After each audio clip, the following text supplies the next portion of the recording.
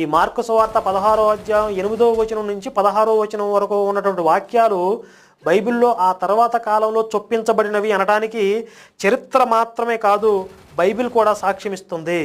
ఈ లైను చదవగానే క్రైస్తవ ప్రచారకుల గొంతు తడారిపోయి ఉంటుంది.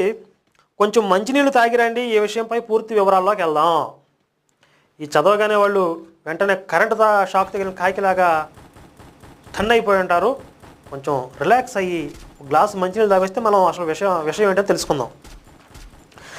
సర్వలోకానికి వెళ్ళి సర్వసృష్టికి సువార్త ప్రకటించండి అని ఈ విషయం బైబిల్లో మొదటి నుంచి లేదు, ఆ తర్వాత చేర్చబడింది అనడానికి బైబిల్లో ఉన్న ఆధారం చూడండి.